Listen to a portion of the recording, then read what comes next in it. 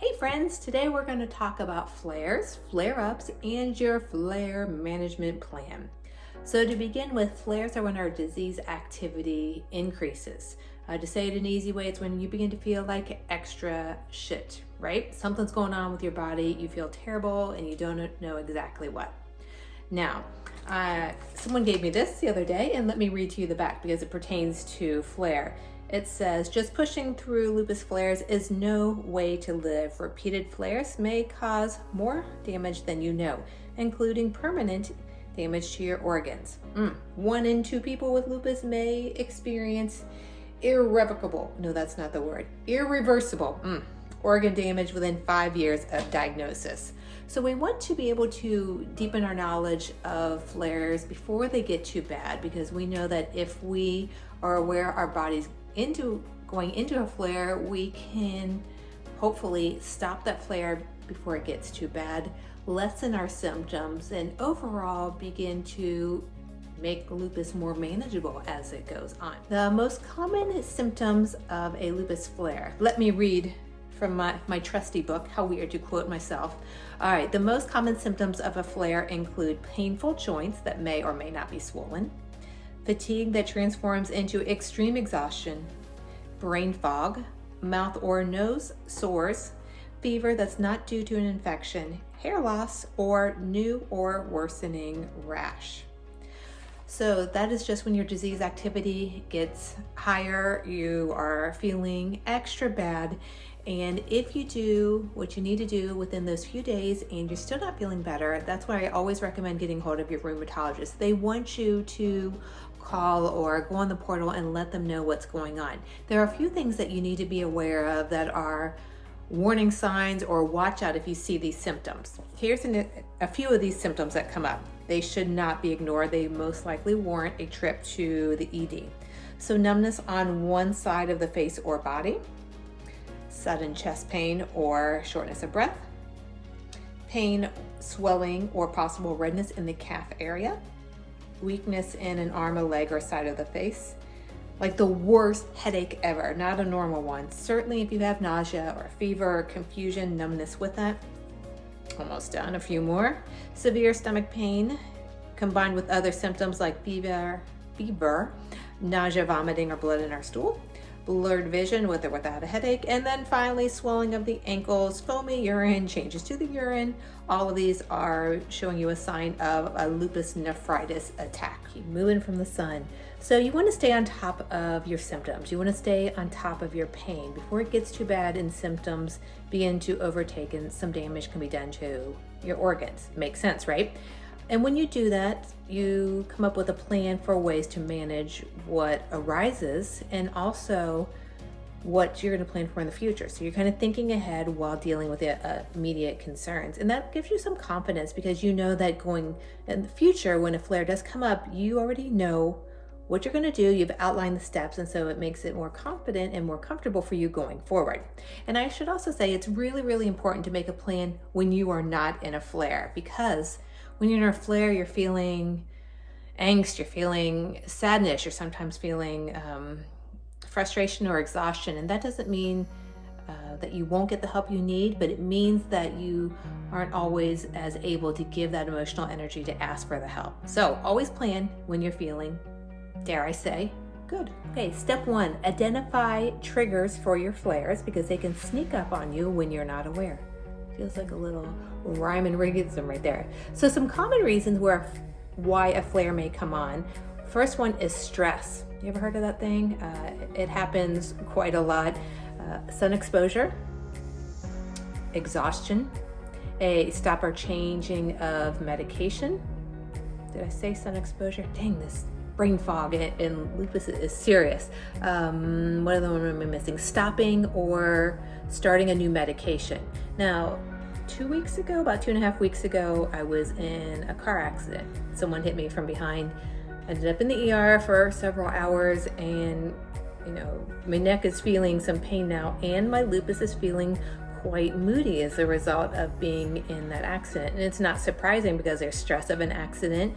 When I get to the ER, my symptoms besides having a really painful neck, or my blood pressure was like 135. So it's not a surprise to see that I end up in a flare. Even though I look somewhat healthy, my body really isn't feeling great. My hands are killing, my feet are throbbing. I get so tired even when it's noon. I'm getting my hair loss and my mouth sores. These are all kind of common symptoms for me. But stress is definitely one for me. And so I want you to begin to make that connection between what do I do or what's going on with me and what happens with the body. That's very important. So begin by making a list of all the things that can bring on a flare. These are the red flags. I want you to consider those. Red being stop, right? What stops you from feeling good? Some of the examples I had given you just a few seconds ago about stress. Maybe it's one that you know if you don't get a lot of sleep, that really can bring on a flare. Now I want you to also think, after you made that list, of all the things that feel good, that are enjoyable, that love you right back. You love them and they love you back. Those are your green flags. Maybe it is, I'll just give you some of my examples. Like I go to bed early. I love a hot bath if I'm feeling a lot of pain, a joint pain there. Make a list of green flags. But what I want you to do first is I want you to make a list. Here's my red flag that I know pisses off this body.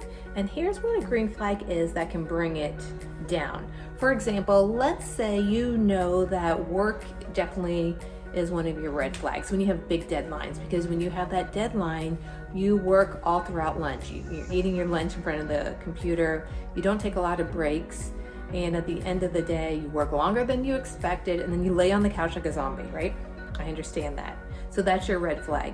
And maybe your green flag is, since I know this, how am I going to counter that? Maybe one would be that you're going to dedicate time for lunch without any work, right? You'll turn off that computer. Another one would be that you will give yourself a break every hour and a half. You set your phone, a timer goes off, and you get up and you walk around. And maybe the third is that you will have a hard set time that you will stop at the end of the day, and you will keep it to that, and you'll be done. I know it's easier said than done there, but take a moment, think through whatever your red flags are, and then counter them with a green flag. Being balanced between this pane of window. Okay, now that you have thought through some of those flags, some of those triggers that bring on a flare, I want you to take these ideas and put together a flare management plan.